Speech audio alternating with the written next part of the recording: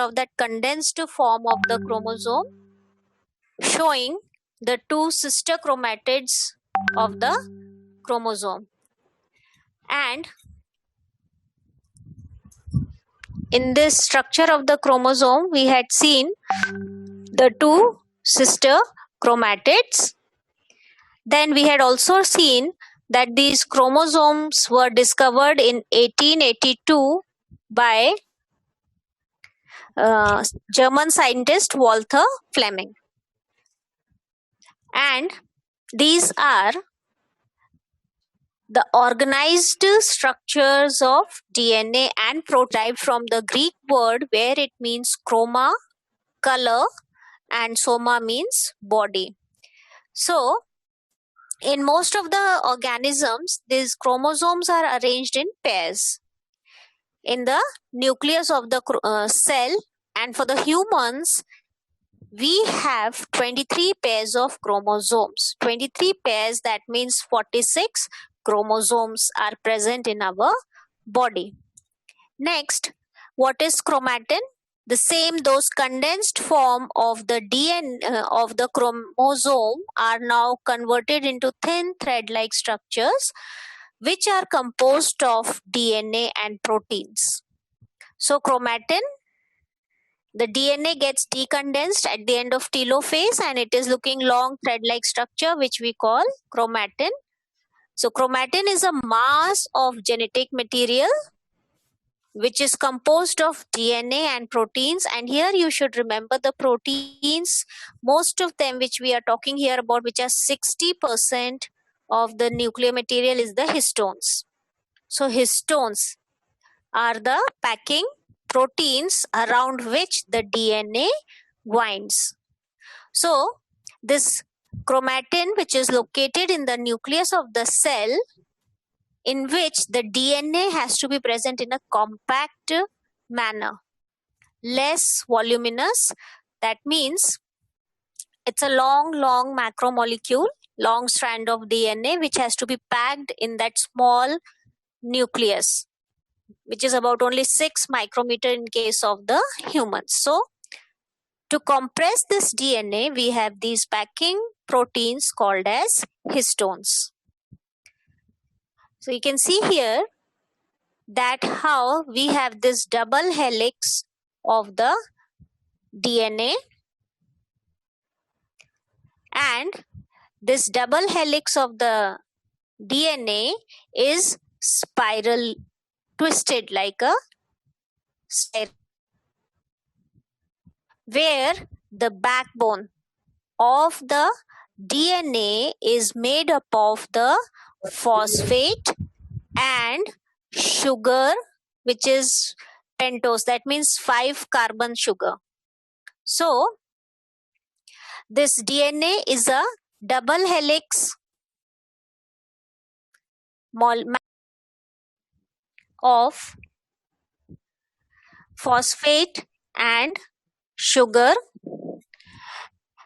In between the steps of those spiral staircase is made up of the nitrogenous base.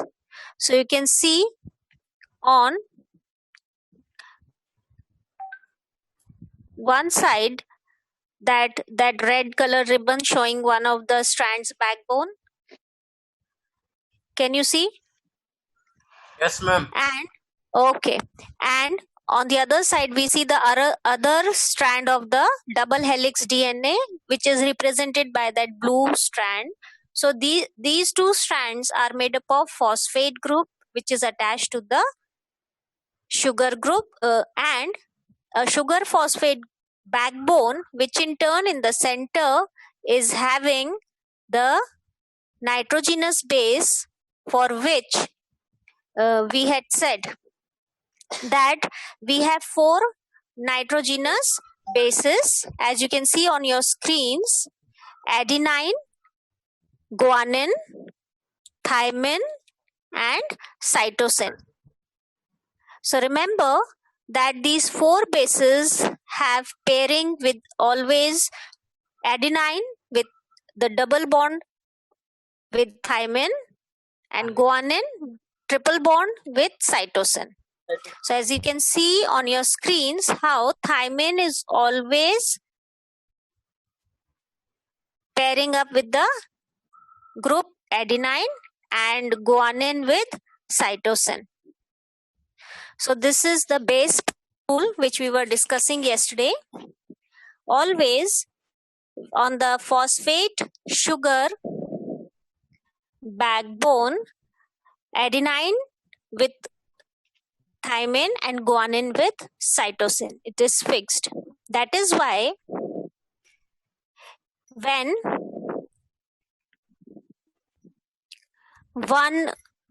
if we see the backbone with the base, this single complex made up of phosphate group, sugar and nitrogen base. One nitrogen base which can be adenine or thymine or guanine or cytosine. So this phosphate molecule will bind with the 5-carbon sugar deoxyribose, and this deoxyribose sugar will bind with the nitrogen base in the center as the ladder or the step of the staircase. Now this single complex, which is made up of phosphate group attached to the sugar, which in turn is attached to nitrogen base, is called as nucleotide. As you can see on your screens, the basic structure of a DNA molecule is a sugar phosphate backbone with 4 variable nitrogenous bases. Variable because these bases can be adenine or thymine or guanine or cytosine. Okay, so this structure is called a nucleotide. Therefore, DNA is a polynucleotide. Polynucleotide. Poly meaning many nucleotides. Okay. So DNA is made up of many nucleotides. So it is also called as polynucleotide strand. Then, so we have each strand consisting of the phosphate sugar backbone and the strand of the nitrogenous bases. Protein histone molecules will be present around which this DNA will show coiling. How will it be coiled? Just see. It will take 2.5 tons. So it will wound once, twice, and then it will move out. So if we'll see from the sideways, it will appear this way. For example, this is the histone core of 8 proteins. So around it, 1, 2, half turn, and then it will move out. So histone molecule. So 1 turn, 2nd turn, and the 3rd one will be half only, and then it will move out. Now it will be winding around the other one, 2.5 turns, then move to the 3rd histone octamer. This way, in a small space, accommodation of the DNA will take place, and this complex of DNA with histone is called as nucleosome.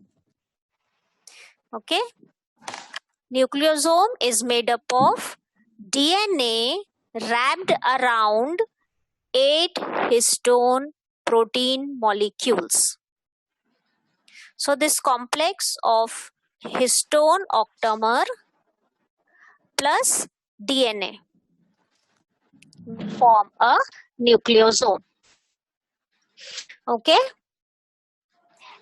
Then if we see the whole thing, how is it getting packed in that small space of the nucleus? You can see here this DNA, double-stranded helix, double helix structure. Now it will wind around that histone.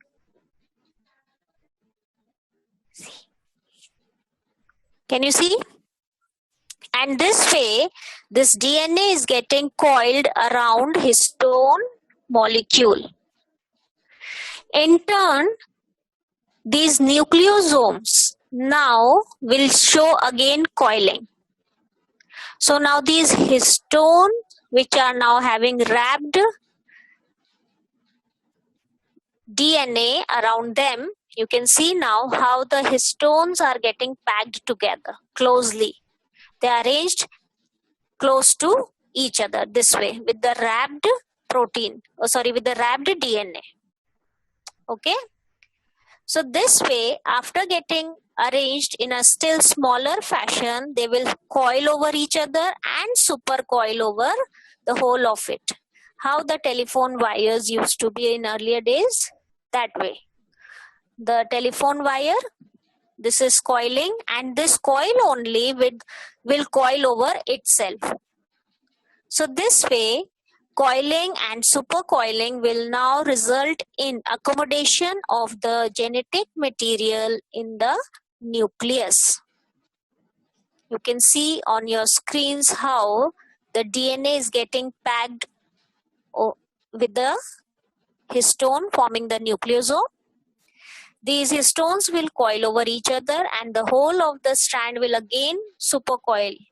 Then coiling, recoiling will take place, finally arranging the DNA in the nucleus as chromatin, and that is why when this is observed under the microscope we see the beaded appearance of the chromatin, the DNA. Beaded appearance because histones are also there. So this way beaded appearance of the DNA is seen, which is called as chromatin in case of the cell nucleus. So this is how the DNA packing is taking place. And what you see right now on your screens is the chromosome.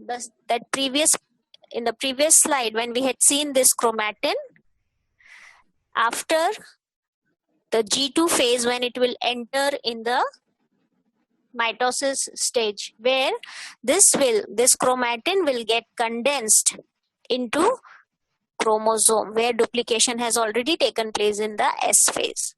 So this way you can see how the beaded appearance of the chromosomes are appearing with the thick strands called as the chromatids attached by the centromere. So this way packing and arrangement of the DNA in the cell takes place after telophase. And the cell, and this one you will see during the cell division, which will be now this chromatin now will be called as chromosome. Then let's talk about the genes. What are genes? On the DNA strand we had seen those bases which are present in a particular sequence, and these bases code for a particular or a specific type of protein. Okay, the genes therefore is a specific DNA sequence which contains genetic information which is needed to make a particular type of protein. So I repeat, these bases which we see on the DNA strand, they code for particular actually amino acid. We know amino acids are the basic units of protein. So these DNA nitrogenous bases, adenine, guanine, cytosine, thymine, they together in particular sequences code for a particular amino acid, which in turn join to form a specific type of protein. Therefore, a gene is a specific DNA sequence that contains genetic information which is needed for the formation of a particular type of protein. Thus, this DNA is containing many genes, or in simple, gene encodes a protein. So the place on the DNA, on this, or on the chromosome, which is joined by that centromere, so the place where the gene is present, there is a place one below the other on the chromosome that genes are present, and each gene encodes for a particular protein needed for the building up of the body, and also for other reasons.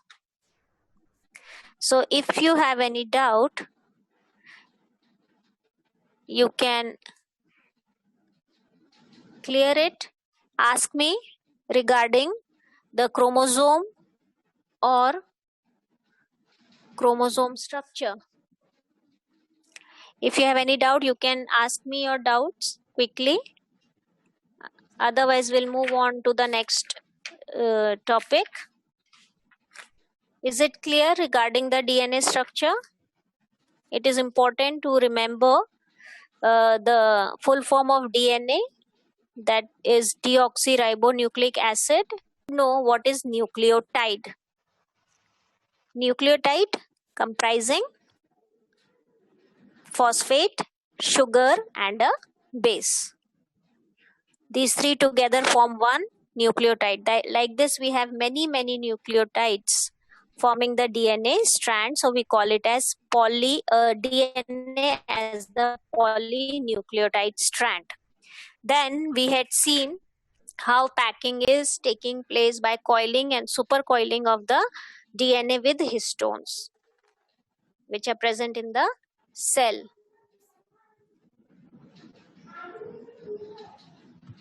Okay. So for the assignment, I'll be sending in MCB you the questions, and you can ask me your doubts. If not, yes,